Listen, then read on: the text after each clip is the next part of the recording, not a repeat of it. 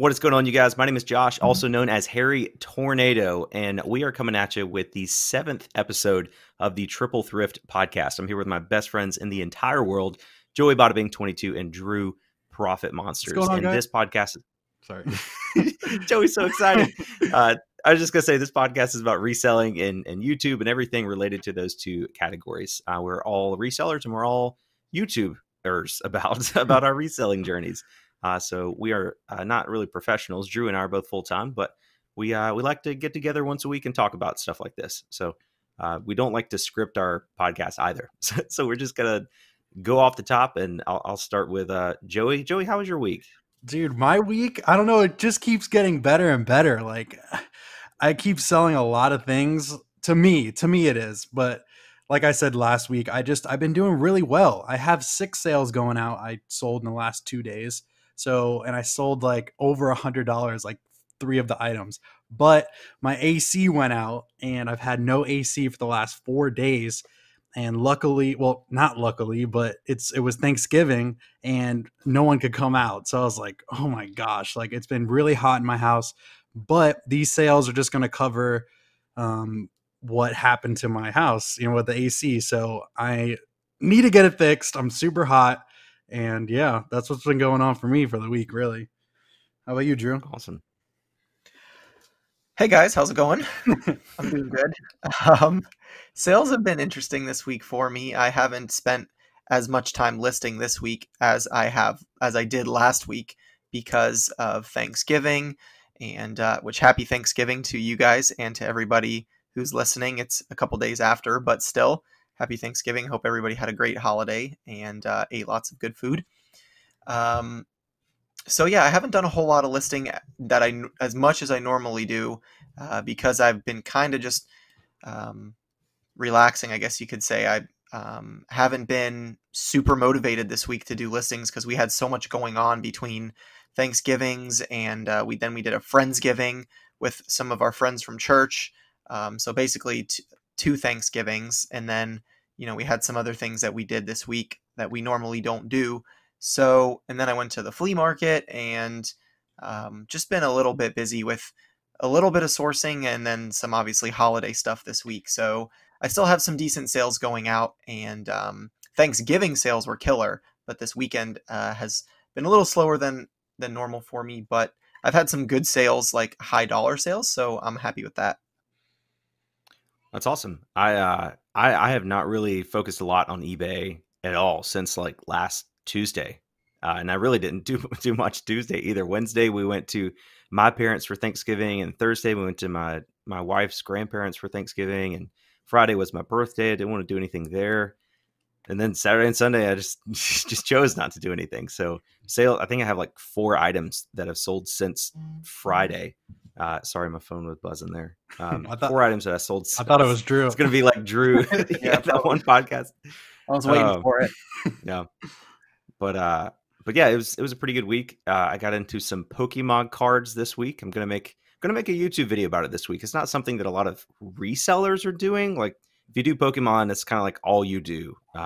Joey, I know you got into like basketball and baseball cards and stuff, but for the most part, like our audiences aren't really interested in that. Right. Like, yeah, I opened 2 Vivid Voltage booster boxes, Pokemon cards on a live stream on my channel. And usually I can do a live stream at like 3:00 in the afternoon on a Tuesday and get 300 or 400 people watching if it's about reselling. But these were on like Friday night at like 8 and Saturday night at 8.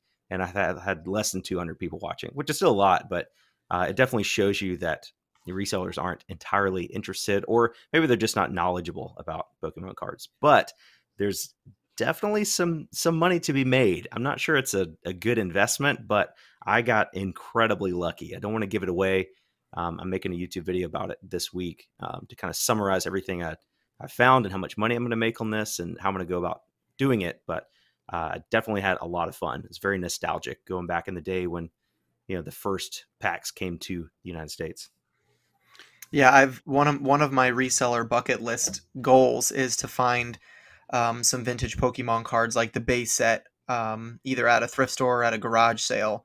I've had a couple of run-ins on Facebook Marketplace, but I don't really consider that like finding it like out in the wild because I've like used keywords on Facebook Marketplace to get notifications when they pop up, and I've jumped on a couple of them. I have a box of cards that I bought from somebody for quite a bit of money that I need to send in and get graded. Some original base set shadowless Pokemon cards, the base set, the originals.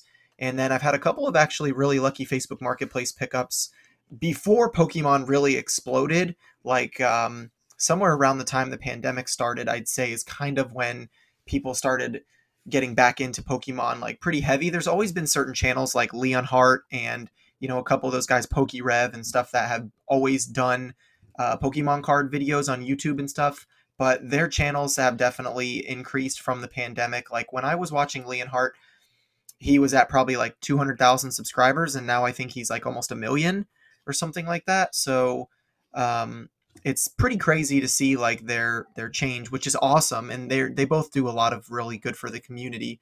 And then the Logan Paul thing and stuff like that, opening base set booster cards, definitely helped. But I found a couple on Facebook Marketplace before the pandemic because I've always been into them for free, like people just giving away a binder of Pokemon cards for free.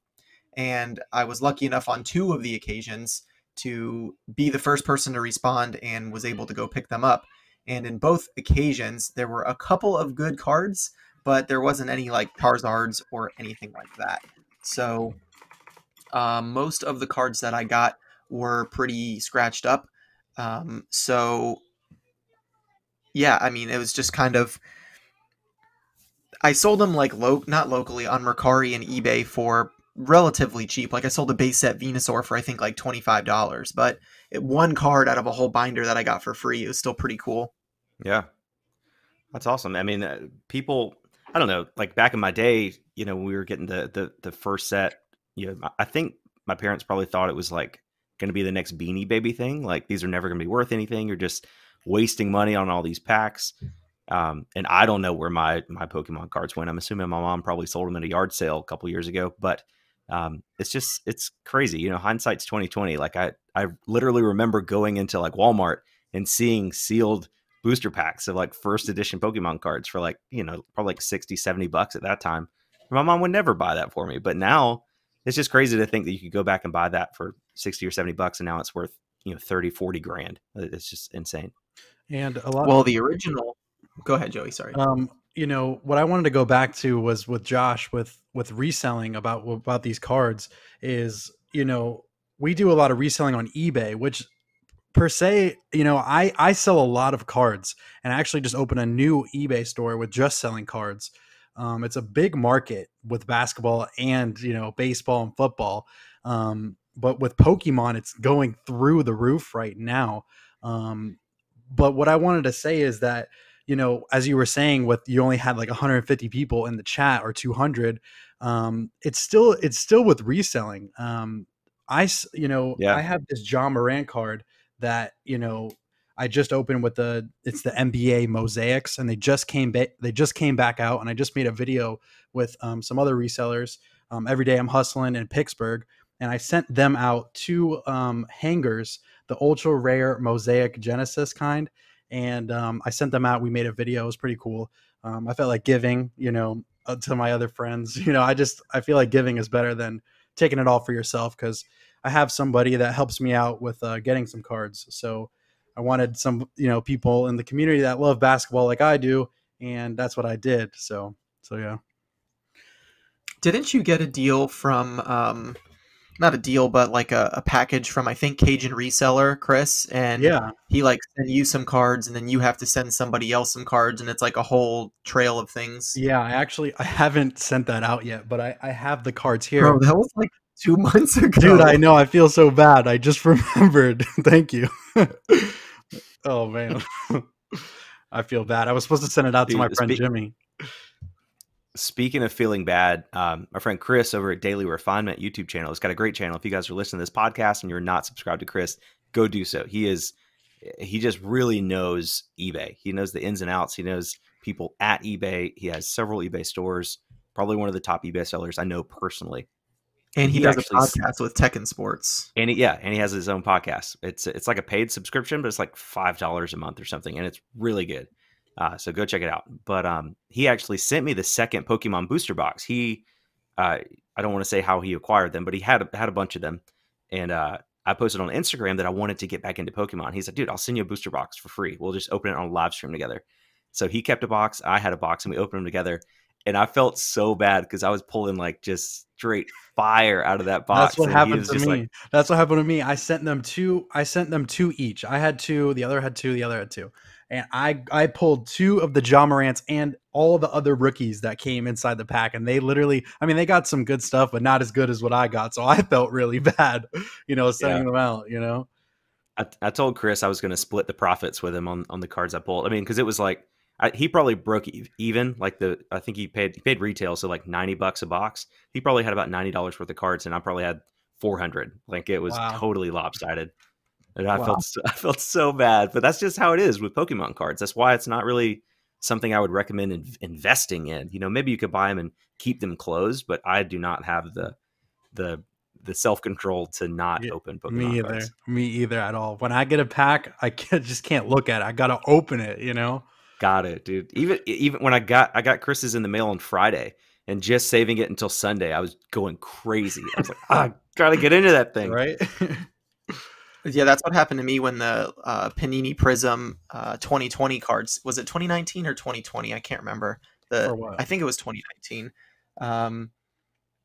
But when they came out, I made a video about it, and I actually got a lot of hate for it because people say things like, you're the reason that the hobby is being ruined, because I was at a Walmart dropping off FedEx packages, and I walked up to the sports card section, and the vendor was just putting out brand new cards, and I took every single one of them at the time because I was freaking out, because this was the year that Zion was a rookie, and John Morant and a couple other really good guys. Joey could probably tell you all of them, but so I bought all of them, and I was like, okay, I'm going to flip some, and then I'm going to open some.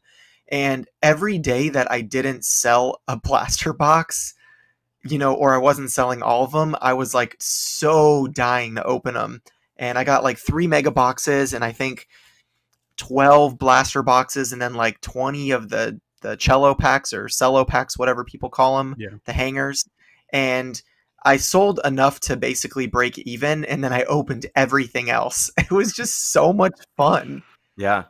Like I was saying in the live stream when I was opening the packs, like I found, $100 profit items, $300-$400 profit items. I found the hairspray that I made $1,000 in profit on, but that's exciting. You find something in a thrift store. It's like, okay, this is awesome. It's worth $1,000, whatever. That's great.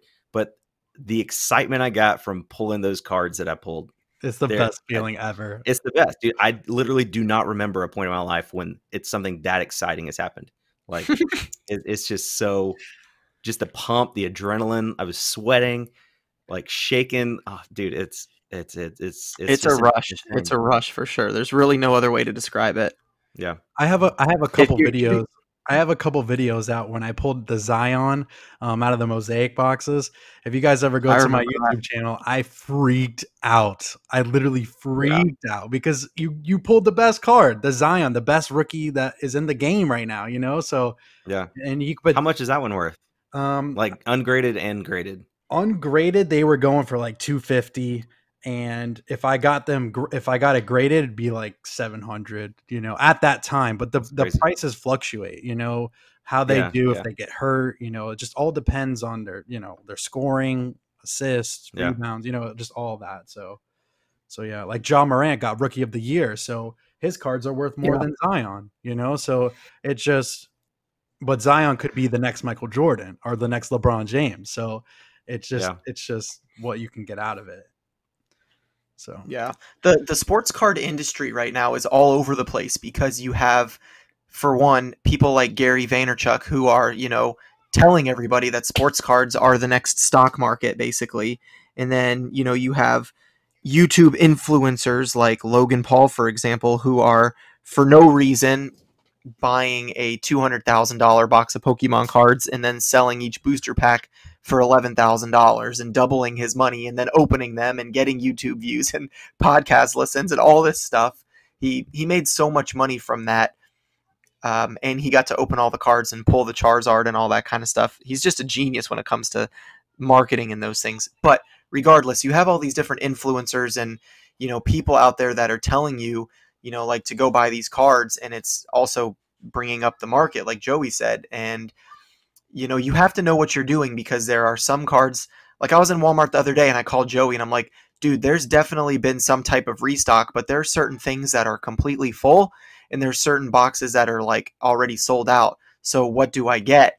And Joey was like trying to look up stuff while I was, telling him, and he's like, don't buy those ones. Pick up maybe a couple of these, or whatever. But Because I like mean, you open the box, if we open the Illusion football box, they're good. It's a good box if you get a Joe Burrow or a Tua, but I'd rather see you go spend $10 on a Joe Burrow card than rather spending $20 on a box, so and then you get all the other cards and then you're stuck with those. I'd rather see you just buy the card in general, if you know what I mean. But then you don't have fun doing that, I'd exactly. rather open it, you know what I mean, and then pull it and be like, oh my gosh, I got it, so that's the best Yeah. feeling. But for your money wise, and I don't want you, like, I've spent, guys, I've spent a lot of money. Like at one time I've spent at least 1,500 on it was the Panini Chronicle set, and I don't regret it, because I did pull an Anthony Davis silver Panini Prism, which I'm getting graded right now. Hopefully I get a PSA 10, and if I do, it will probably be around $1,000. So I'm really excited about that card. It's awesome. That's just one card. So like there's a whole bunch of rookies. Like I've sold Ja Morant lots of 15 and I made about $150, so it's all about the research. Don't just, if you see cards, like if you see Pokemon cards, like, and like in the stores, like some aren't even good at all. You have to really do your research. Yeah. And because you'll say, oh, I bought this box, I should have the best Charizard in the world. But no, it's not going to happen like that. You really have to that do set might not even have a Charizard. Exactly. And you won't even, I mean, it just depends. Like, and you have to be lucky. Yeah. It's like the lottery, it's like luck of the draw.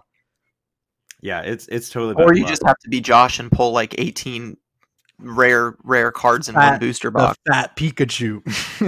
It's literally like, oh my, I can't wait to talk about my video. But anyway, enough about Pokemon cards. That's 17 and a half minutes about sports cards and Pokemon cards after we said that our audience wasn't interested. But Joey, I just remember you said your air conditioner went out. Our dryer went out today. Really? I just went to go throw my shirt in there to get the wrinkles out because I'm a man and that's what you do. I'm not going to iron it. Yeah. And it just wouldn't start. I don't know. I haven't checked the breaker or anything like that, but I think the washing machine works, so that should work. Yeah, you're going to have to hang dry outside, but it's starting to get cold out, so it might freeze. I know, it's going to be all stiff and frozen. Yeah, Drew, you better watch out.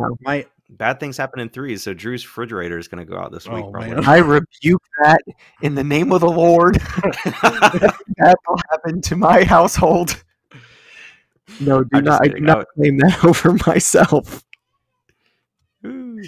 Oh man, I do not. I've had a pretty good streak, I guess you could say, of not having anything that's needed major repair. I think I can't even think of, honestly, like the last time I've had to spend a lot of money on something that needed repaired.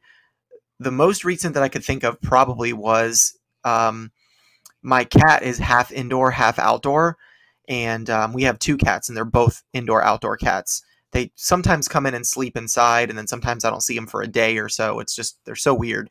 One time, one of my cats came home, and it was like limping, and it had like scratches. Like it must have gotten into a fight with a rabid squirrel or a bear or something. I don't know.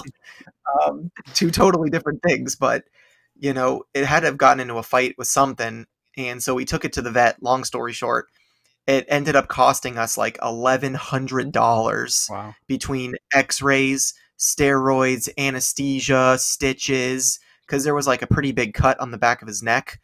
And so we didn't think it was that bad at first, but then when they shaved the hair down and looked at it, it was a pretty deep cut. So they had to clean it, stitch it up, put my cat in a cone, all this kind of stuff. And man, when I tell you that day, I was like, this cat is going straight to the adoption agency, didn't happen, obviously. I didn't donate my cats, just so the listeners know I love my cats.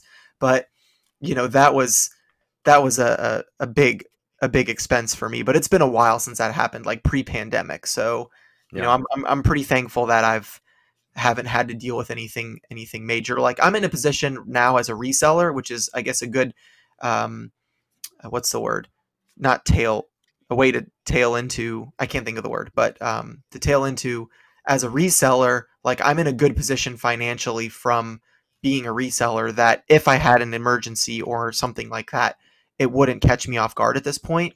Whereas, maybe in between my scooter shop and reselling when I didn't really have a lot of money, that would have been a really big deal. But now, I mean, $1,000 to anybody is usually a big deal for anything, but I have money put away that if something like that happened, I wouldn't be, going, oh my gosh, I gotta run a discount sale on my eBay store to get more sales to cover this expense. Like, I can take care of it. And so I'm thankful for reselling, hashtag eBay paid for this.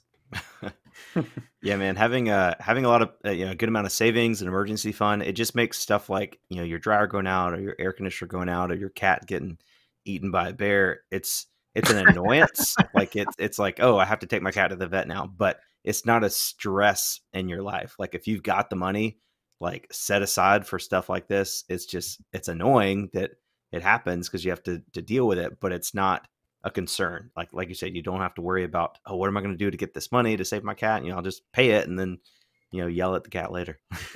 Yeah, it's not a burden. And that feeling is, I can't even describe the feeling, almost like when you guys were talking about opening up Pokemon and stuff like that and pulling a rare card, and the feeling and the rush you get.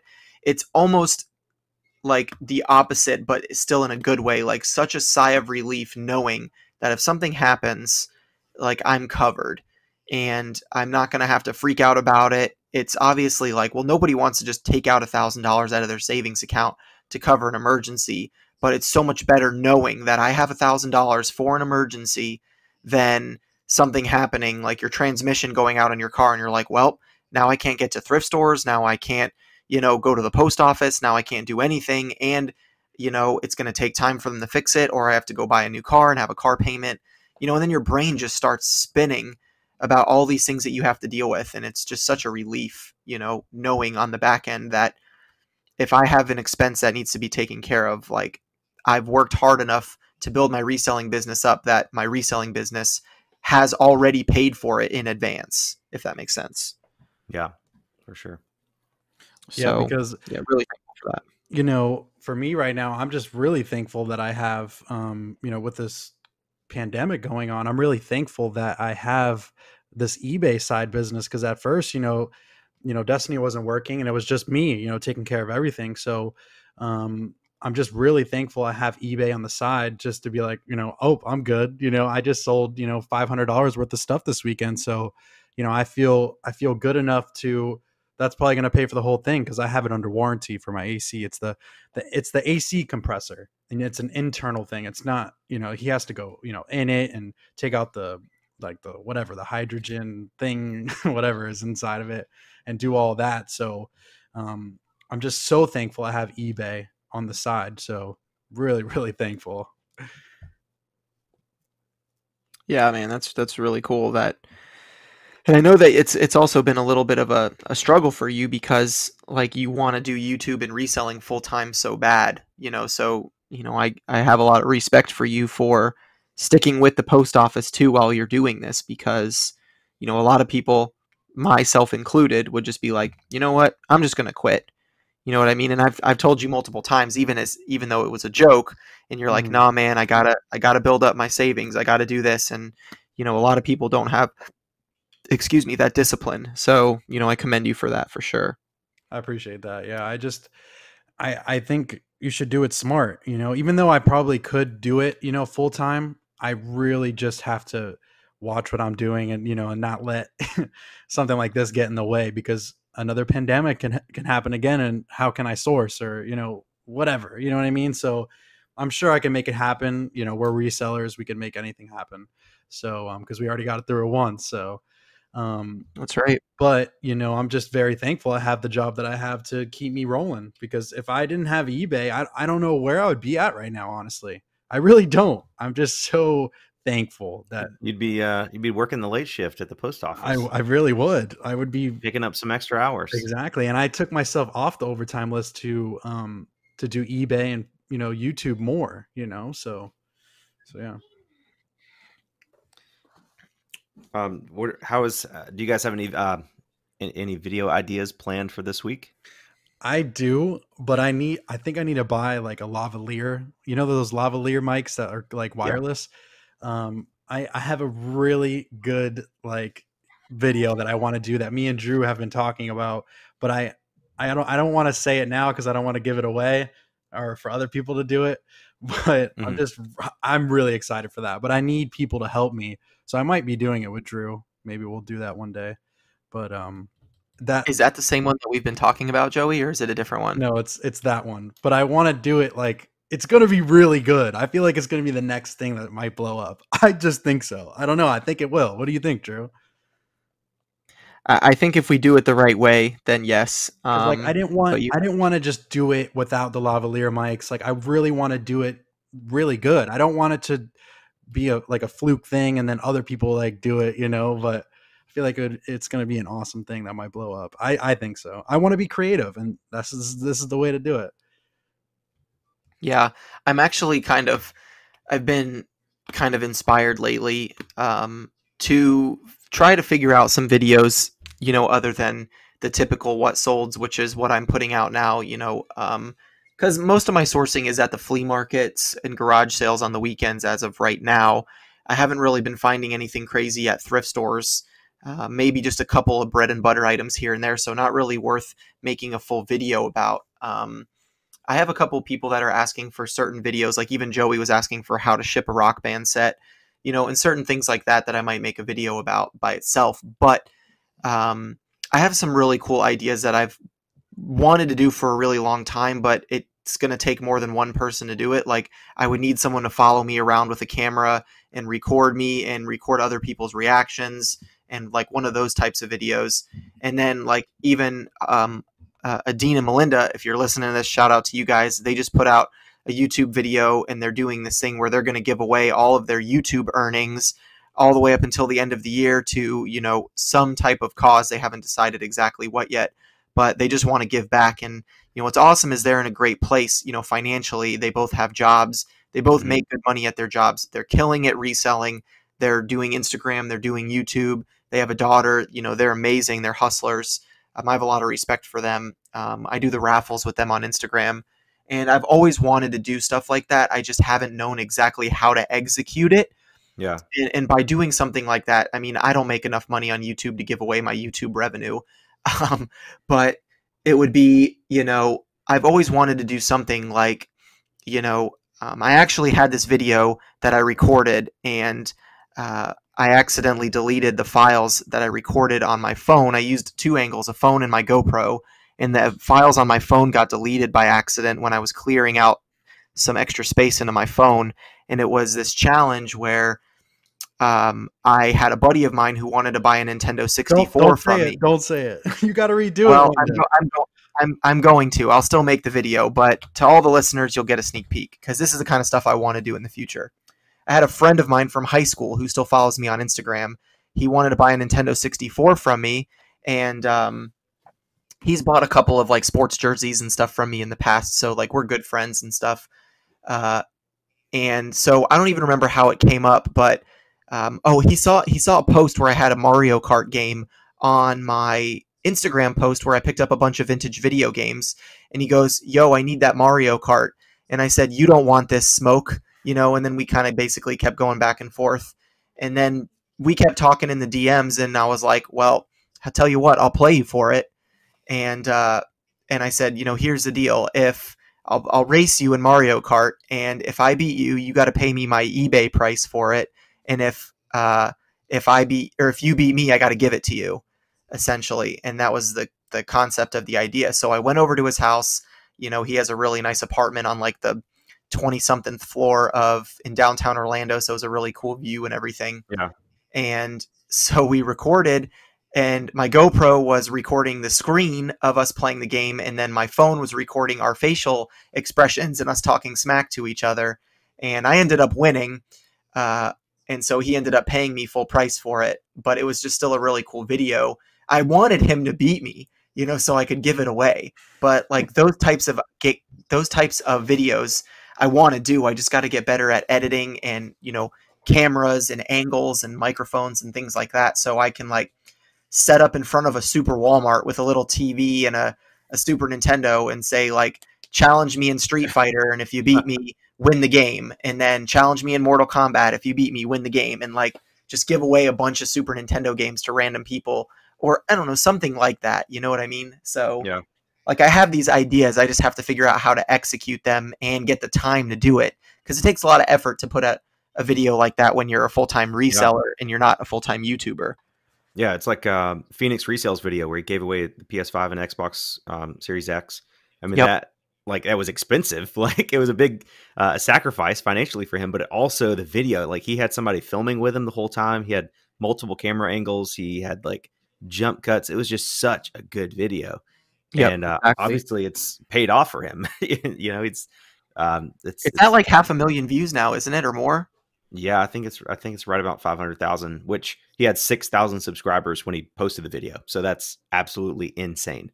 Yeah. Congratulations to him. That's awesome. I should have done something like that with the PS5 that I got, but sometimes when I get stuff that I know I can make profit on, I don't even take enough time in my brain to sit and think like, what's something creative I could do with this for my YouTube channel? Like if I would go back in time, if you guys go to my YouTube channel, the main video on my channel is the video where I found the original 1985 Air Jordan Nike Chicago shoes, and I bought them at the bins, took a picture of them in the bin, or at the bins, I guess you could say, and sold them before I even left the store, before I even paid for them on eBay for $500. Looking back on it, I wish I would have made a video of going to a basketball court and playing someone in a game of 21, or something like that, challenge me and win the shoes, because that's something every basketball player, it's like the holy grail of shoes. And I wish I would have made a more creative video with them in some way, shape, or form. The fast sale was amazing, but I thought selling the shoes for $500 and paying $2 for them was going to get my channel to blow up a little bit because they were such a rare find in the first place. And all I got was a bunch of trolls in the comments going, LOL, you got finessed. You should have sold them for $1,800, Yeah, it's always a risk, like whatever you want to, when you want to do something like that for the business. Cause like, I mean, you could give away a PS5 and a Xbox, but that doesn't mean it's going to go viral. You might have just wasted $1,200 on a video.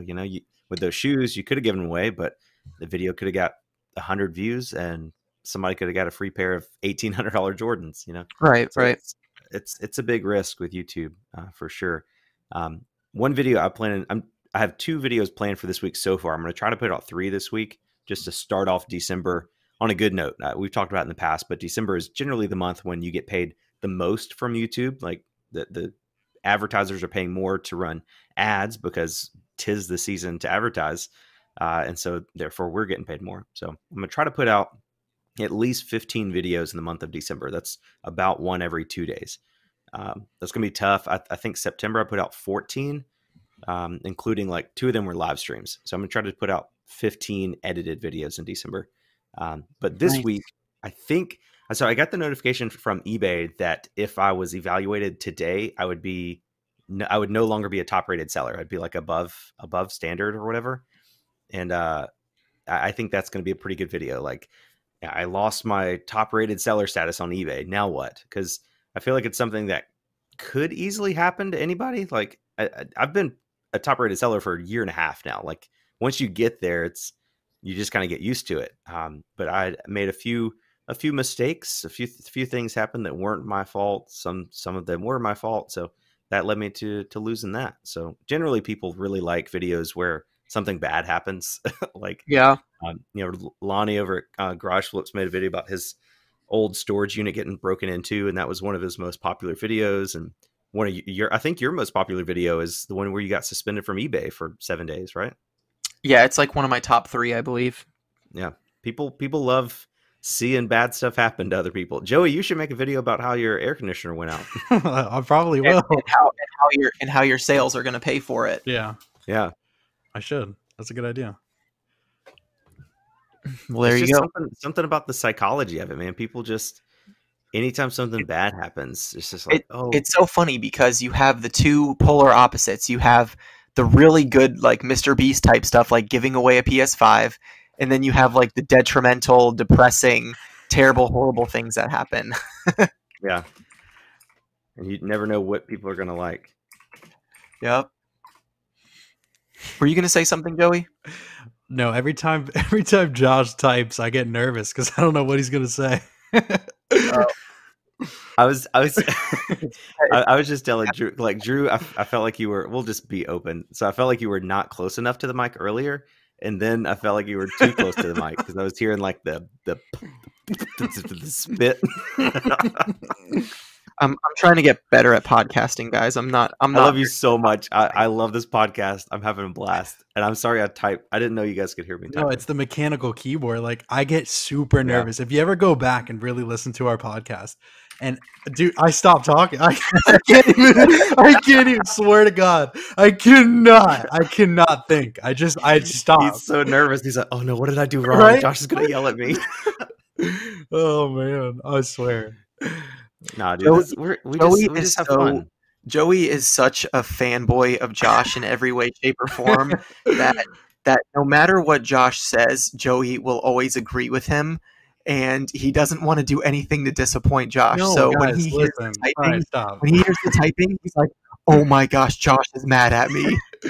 Dude, you guys have to understand, like the way I met Josh, like basically in person, but really over virtually. Is, you know, it was on his live, and it was Big Drift Thrifts was supposed to be on the live, and she couldn't get the connection going, which I'm thankful. Oh my god, I'm thankful, but I'm not, you know, I wish she could have went on the live, but it did help me because I could talk. I just wanted to talk to you, Josh. I'm not even kidding, dude.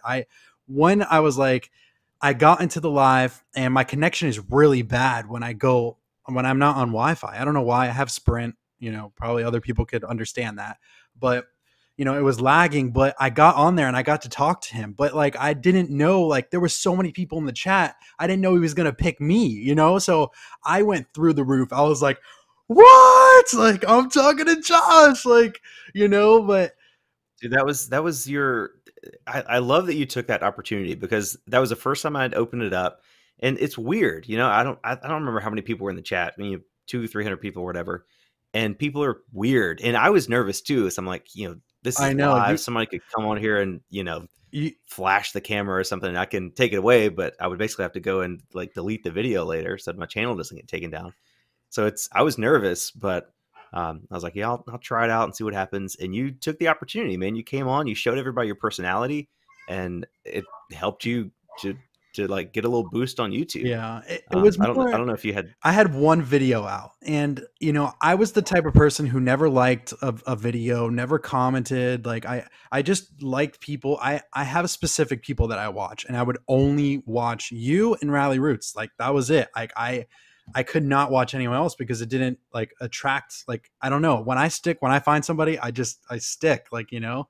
And then once I'm in the reselling community, I've subscribed to everybody, but with you, man, I watched all of your videos probably twice. Like you're a great person, and it doesn't have to do with YouTube, eBay, or anything.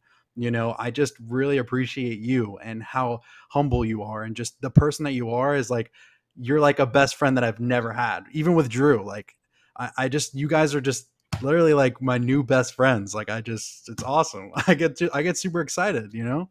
I never had friends like that. Dude. I just like to pick on Joey a little bit just for everybody listening. He's not literally like a fanboy in the sense that he doesn't want to do that. It's just my way of picking on Joey as like my little brother going, Joey just doesn't want to disappoint Josh, so that's why he gets scared when the keyboard types. It's like a little kid in elementary school thinking he's going to get in trouble, and it wasn't even his fault. He didn't even do anything wrong. I was just typing again. It's the truth, though. No, I was Drew, I was Joey typing. literally doesn't do anything wrong. Drew, back up from the mic. Oh my gosh. No, it's too. I love you so much. It just maybe it's just me. I don't know. It just sounds really No, loud. it is loud. I mean, I can go back and take it down later, it's fine. or like take the volume down. It's fine. I'll turn my volume down a little bit. Anyway, but yeah. I mean, it's just I don't know. Like I feel like all my friends that I really talk to, like I have real life friends, obviously, several of them, a couple of them. I promise everybody, I have real life friends. I promise I do, but I don't know. It's just weird from a YouTube standpoint because, like, I mean, I've got just over 70,000 subscribers on YouTube, which is like, I mean, I'm proud of that. Like, it's definitely not easy to do that. But then in real life, I'm like, who do I actually have that I could call and like talk to and like have a conversation and bring Like 7. problems? Yeah, like even if that, like, I mean, like when I pulled that first Pokemon card, you guys, I jumped on Instagram and we did a video chat with you guys because you were the first ones I told, and that's because you're really good friends and the only people I thought who would appreciate it. It's crazy, man. Even like I was thinking about the best man at my wedding. Like my brother-in-law was my best man, and then like my other groomsmen, and like my brother-in-law is just like we still talk, obviously, but he's like in college now, and like we were much closer when he was like a younger kid, I met Haley when he was in 8th grade. So like I went over there and kind of became part of the family, hung out with him 8th grade, 9th grade. I was kind of, I don't know, I felt like he was like my little brother to a point. So we would like play ping pong all the time and just really close. And then now he's moved on to brighter pastures. He's got all his college friends, and then my other groomsmen, there's one of them I don't even talk to anymore. Like I haven't talked to him basically since the wedding. Nothing really happened. It's just like, I don't know. It's just weird. Life goes on, It's just kind of like as we grow up, I don't think, and it's almost like something that I wish that when you would go to high school and college, it's like almost something that you would be prepared for in a way, if that makes sense.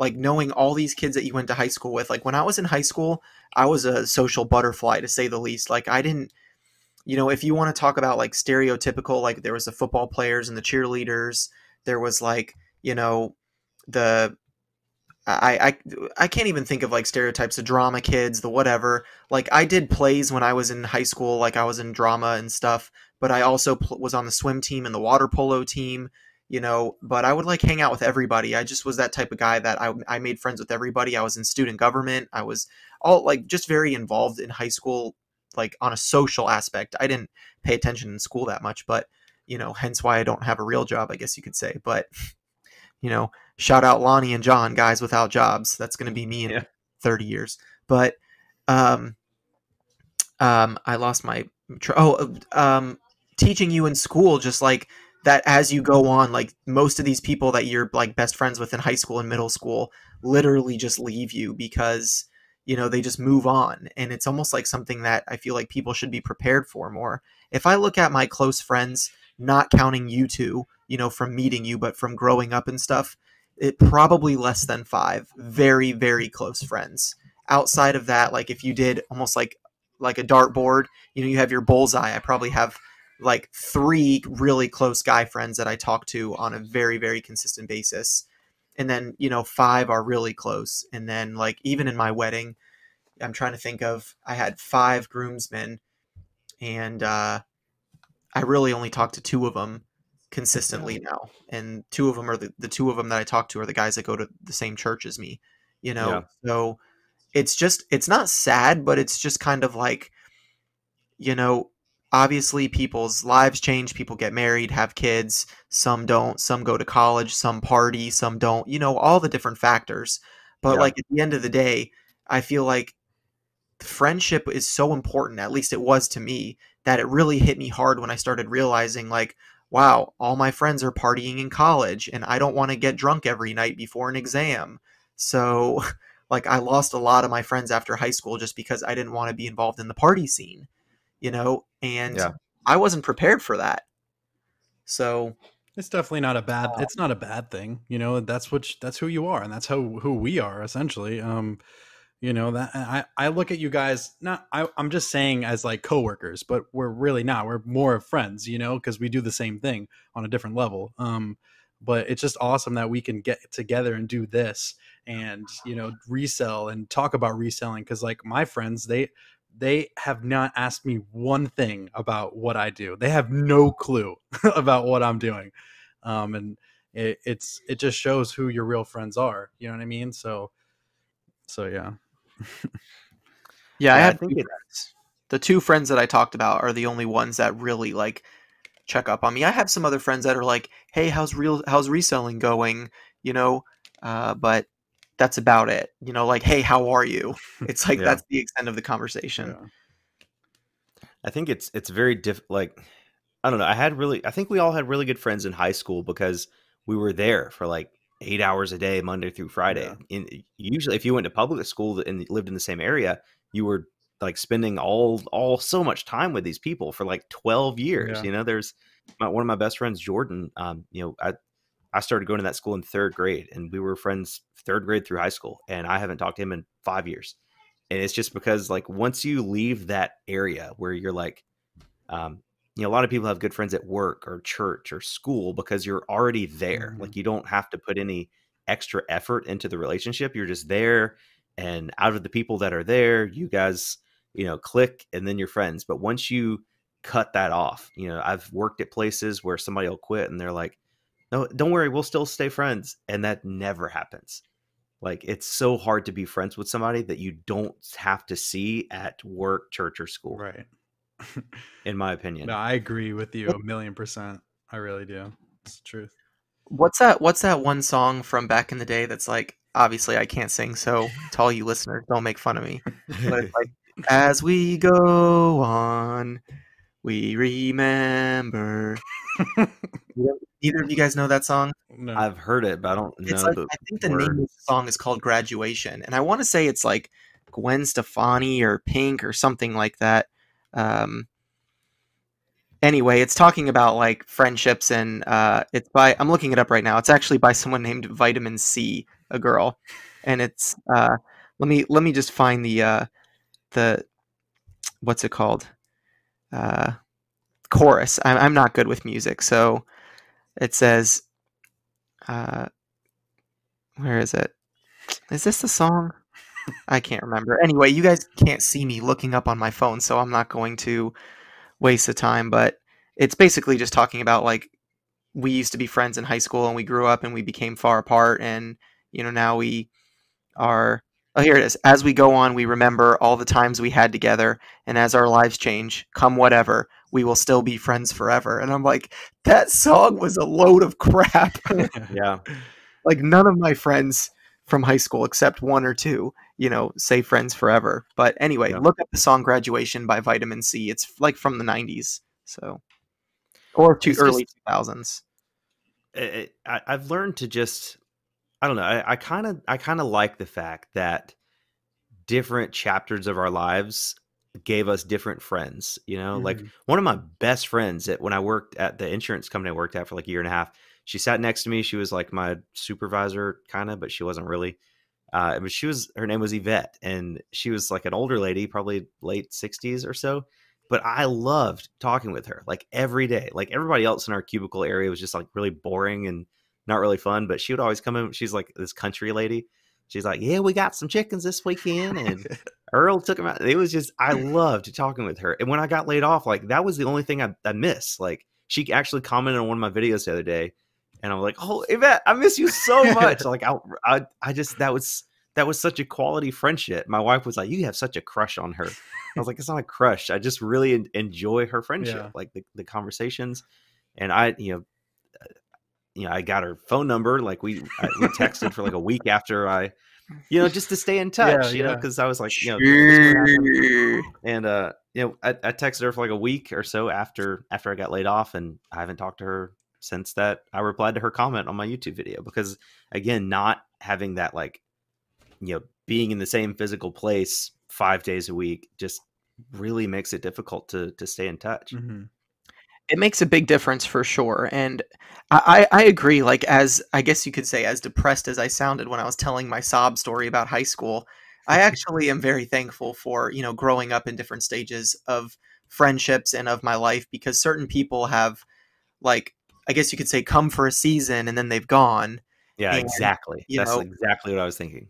yeah, and it's like, I mean, again, you guys know I've said it before, but I'm not trying to get biblical on anybody. But like the Bible says, there's times and seasons for everything, Mhm. in the book of Ecclesiastes, and it's like kind of the way I think about friendships and stuff. Is there are just certain people that come into your life for a season, they build you up, you enjoy their friendship, and you move on, and there's nothing wrong with that. But then there are certain people that, at the same time, you think are going to be, friends forever, or whatever, or close friends for a really long time, and it doesn't work out that way. But when you look at it from that perspective of, like, maybe it was just a season of my life that, this person was there for me, or I was there for them, or both. you know like when I first started reselling, I mean, I literally had nobody. I was so I can't even think of the word. So, Alone. not lonely, I guess, is the word, because I was doing it all by myself and I had nobody to talk to about it. And then I met a guy at the bins. His name is Kyle. Shout out, Kyle, if you're watching this. I've given a lot of shout outs tonight, ironically. Um, To if, all your friends. yeah, to all my friends. Shout out Josh and Joey if you're listening to this later. Oh, I will. Um, but I met him at the bins, and we actually are like complete opposites when it comes to listing. He is like, he goes to the bins, he buys clothing, and he puts it on eBay and Poshmark for $12 to $15, for basic tiered items like pink Victoria's Secret shirt, $12, whatever. And his strategy is make $150 a day net and just keep going back to the bins and doing the same thing over and over and over again. And if he sells his stuff cheap enough, but he makes $8 profit on an item, he could sell 15 or 20 items a day like that and make $150 net profit. And that works for him. And he does it over and over and over again. And I'm the complete opposite, where I like to buy stuff and maximize profits, and I'll sit on it a little longer if it means I can sell something for 40 instead of 15, you Yeah. know? But we have such a great relationship from meeting at the bins. We talk very consistently, a couple times a week, I'd say. We just share each other's sales, how our days are going, what's going on in our lives. And I'm just like really thankful for his friendship, and we don't even really like hang out outside of reselling, but we've talked about it. Like, hey, we should go golfing, or hey, we should go out on a double date with our, his girlfriend and my wife. And like, we always want to do it, but we just both get so busy with reselling that we never do it. But the intention is there. But he's just become a really good friend to me, and I'm just thankful that I met him at the bins and stuff, because, just even having one or two people that enjoy what you do, like going to the flea market with my buddy Dalton. Shout out Dalton if you're listening too. I've become really good friends with him as well, and it's just really nice to have people to talk to with you guys, and just other friends that enjoy the same content and enjoy the same thing that I can relate to. So that was a lot of talking. I was trying to give you guys some space, but if you don't want to talk, I can keep going. No, I was just reflecting. And I feel kind of, part of me feels kind of depressed, because it's just, I don't know. It's just weird. Like, being a reseller is just lonely in general. And then I was just like thinking about everything, like all the friends that I've really enjoyed. Like, there was a time when I was living in a 2-bedroom apartment with 3 other guys, and it sounds really terrible, but it was awesome. Like, we always did all this crazy stuff, nothing illegal. Like, one time our apartment complex, we lived in like a furnished apartment, and they were putting new couches in the units. So when I left for work that morning, there were like these huge cardboard boxes that were like by the dumpster, like huge, like 8 feet long by like 3-4 feet tall, like huge. And I was like, oh my gosh, dude, it was so fun to build a fort out of these. Oh. And my roommates were like, dude, we got you. I was like, okay. So I went to work, worked like an 8-hour shift. I came home, and the whole apartment was a box fort. And it was awesome. Like, we slept in it that night. Like, my roommate had a pet rat. We like just let him run around in the fort. Like, it was just stuff like that doesn't really happen if you don't have really close friends, Yeah. And I don't know. And then you get married, and like Haley is my best friend. Like, we do everything together. She's my wife.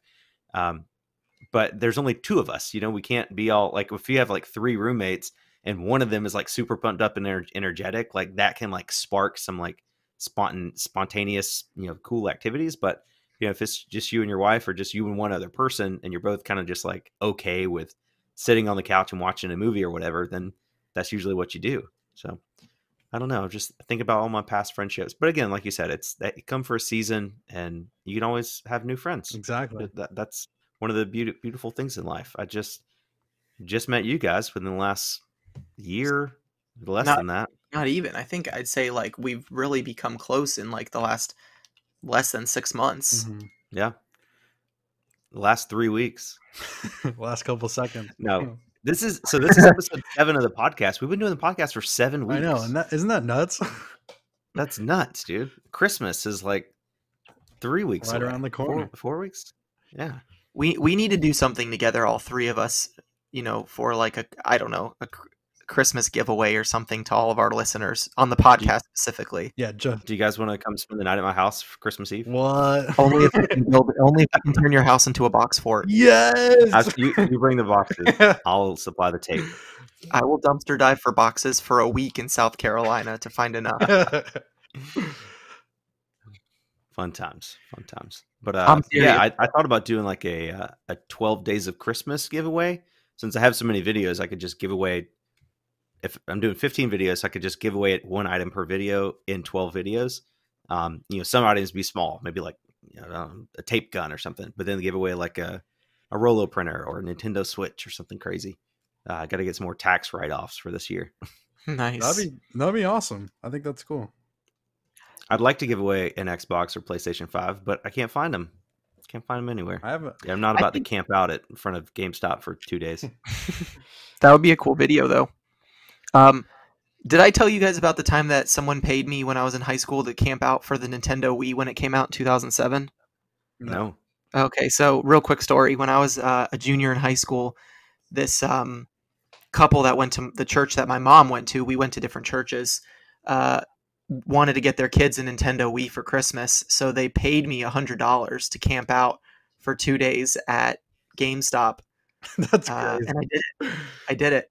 I wish I would have been a YouTuber back then, but it was like 2007, right when YouTube started. So I wouldn't have even known what YouTube was. But it's just crazy to look back and think about what I did for $100 back then. But it was like such an epic adventure for me. Like having a camping chair, and there was like I think the GameStop that I was camped out at was only getting like 6 or 8 of them. So everybody knew it was like. Were you first in line? I was first in line, baby. So wait, you stayed there like 2 days of like people walking in the store and out the store and everything? Oh yeah. Wow. And you just sat out there. Yep. I just sat there. And it was one of the best times of my life, because actually one of my friends came with me. And we no longer really talk because he's like moved away and stuff, but he ended up buying a Nintendo Wii, so we made a thing of it, and we were number 1 and number 2 in line, and we just had the best time ever. Just like everybody that would come up to like try to get a spot in line for a Wii, we're like, sorry, they said there's only 8 Wiis, and all 8 spots are taken, so don't camp out here. So we were like, we felt so cool telling people that they can't have a Wii. Yeah. That because we got it, not because we wanted to, make people feel bad, but just because like we were there. It was just such a cool feeling. So, yeah, it's a little side story for you there. I mean, you were a hustler back in the day, doing all sorts of stuff. I've always been hustling, baby. I remember the first hustle I had. We were selling, I think we were selling like chocolates or like candy or something for like a school fundraiser. And if you raised the most money, like in our grade, I think it was like 8th grade. If you raised the most money, you got like $150 plus like some other perks. And then if you raise the second most money, you get $50 plus some other perks. And if you raised a certain amount, everybody that raises over a certain amount got like a limousine ride and like Pizza Hut. Yes. And I really wanted a skateboard, and it was like $150 skateboard. So I was really shy, didn't really have any friends. I'm like, I'm going to sell a lot of this candy. So I hit up all my family. Like I made my mom take the little booklet, and it was like hard because it was one where you had to like sign up and like order it and pay me. And then bring it back to you in like 6 weeks, you Mhm. know? So I Yeah. wasn't even like Yes, actively it was selling like a chocolate. magazine, and you'd bring it to Yeah. people's doors, and they Yeah. picked what they wanted. They wrote it on Totally. an order slip, and then you turned it into school. Yeah. Absolute scam. Like the fact that kids in 8th grade have to do fundraisers to raise money for their school is absolutely ridiculous. Like school should just be funded. Like I don't understand. Yeah. Literally, like that's a whole nother conversation. You could just, for the cost of like one missile in the military, you could fund all of the schools in the country. Like you don't have to have kids peddling chocolate bars to raise money for chalk for teachers. You know, it's ridiculous. But anyway, I digress. I ended up like, I was just going like businesses, and I was 13, 14 years old, whatever. Going to businesses. I'm like, hey, I'm selling chocolate bars. I'm legit. I need your money up front. I need you to fill out this form. I'll be back in 6 weeks. And I sold a ton. Like I was really confident. I ended up coming in second place. Some dude beat me by like a lot, like 40 bars or whatever, 40 packs. Oh But man. I won $50, and I used that to put towards my skateboard. And that really taught me like, just like going door to door, like without my parents was probably dangerous, but it taught me like how to like have a decent conversation, how to like talk to people in a way that's not like sleazy and talk people into buying stuff. You know, at that time I probably had like maybe the cute factor of being like a little kid still. But it was, I'm really surprised I was able to do that, because even now I don't like doing stuff like that. One YouTube video idea I had would be to go to people's like front door, like knocking on doors and asking people if they had like just junk. Like, hey, you got a box of junk in the garage or in your car that you've been wanting to take to Goodwill, or you want to take to, you know, have a yard sale with, but you don't want to deal with it. And like, this is what I look for. Just like American Pickers, you know, they go up and hand them a flyer of everything they buy. And my flyers would just have Pokemon cards, old video games, you know, anything like that. But that would be a very weird video. Like, I don't know if I'm confident enough to do that. I can do that. I- I could do that for sure. Josh, you just gave me a brilliant idea. We should do a video where we go knocking door to door trying to sell people stuff that's in our eBay inventory. Yeah. That, Like, that would instead be a of good asking- idea. Instead of asking for donations, be like, hi, my name's Andrew, and I'm here with this Lion King plush that I'm trying to sell. I'm wondering if you'd be interested in purchasing it for the, you know, low price of $9.99, free shipping, hand delivered. We should do that. We Got it right here. should see who could do the most sales, like door to Who door. could sell the most door to door? Oh my That'd be gosh. pretty cool. Like you could have like a business card, be like, hey, this is my eBay store. I can give you like, you know, a whole week. I'm doing a like a research thing like for my YouTube channel. If you could like just find something, if you would like to buy it, that would be, you know, awesome. You know, like something like that. I don't know. I just like the idea of like going up to somebody and like, hey, not here to sell you anything. Actually, on the contrary, I see you have a Nintendo Wii over there. I would love to take that off your hands. Like, there's so many people, even with like the Pokemon groups, people on TikTok are like, oh yeah, I went and dug through my mom's old cedar chest and found all my Pokemon cards. I'm like, how much crap is out there that people just have sitting around that they don't want, and they're too lazy to take it to a thrift store or have a yard sale? Like, why can't I go and just like, hey, let me buy it right here, right now. I got cold hard cash or Venmo, because I don't usually have cash. I don't know. I like it. I feel like people some people would be cool with it, I guess. I think it would be great, even both sides of it, trying to sell something to someone and then trying to buy something from someone, because like I know Same person. Oh, yes. I know for sure, for a fact, that there are people that have stuff that they wish that people would just take off their hands, but they're even too lazy to post it on Facebook Marketplace for free. Yeah. For example, I shared on my Instagram last week that someone was giving away a Rock Band set with 3 guitars for free on Facebook Marketplace. Yeah. And it was like over $400 worth of stuff that I could sell. Come to find out, one of the guitars is a kiosk demo model guitar that sells for like $200 by itself, just for the one guitar. So I've already sold 2 of the 3 guitars. No, I sold 1 of the 3 guitars that I got from that lot for $65 this weekend. So like I'm already in the profit, which is awesome. But I know for a fact that there are people that just have stuff and they're like, oh yeah, I have my son's Pokemon cards. I'm sure he wouldn't mind. Here, just take them, you know, or whatever. It's just, you'd have to probably go to 1,000 houses to maybe get 10 good ones. because people aren't going to answer. People are going to shut it in your face. People are going to say, "Oh, really? It's worth money? Well, thanks for the tip," you know? So you'll get all those kinds of characters, but I think it would be really fun to make for sure. Yeah, for sure. Joey, come to my house this week and we're going to make a video like that. Let's do it. And then we're going to fly to Josh's house and do a video and knock on his door and try to buy stuff from him. Hey, Knock on my door again. this time will be me. Drew will be by the car. That's crazy. All right, guys, we're over an hour, and I'm sleepy. This is past my bedtime. Oh. I'm ready to start listing, baby. I'm going to be up all night tonight. Oh. All right, folks listening, thank you so much for listening to this podcast. Like I said in the beginning, we try to keep it reselling and YouTube related, but we never know what we're going to talk about. And today we talked about Pokemon cards and why we don't have any friends. If you enjoyed this podcast and you listen on YouTube, be sure to give it a thumbs up and subscribe to that channel. I think we're over 500 subscribers on there so far, which is pretty cool because it's literally just audio files, no video. So thank you guys for that. If you're listening on other platforms, we definitely appreciate you as well. Wait, Josh. Wait, Josh. Joey. Wait. What's that? I love you guys so much. See you later. I was gonna. I remember. Right, so did I. Okay. Thank you guys for listening, Joju. Love you so much. See you guys. See ya. Let's go. Bye. Let's go, baby.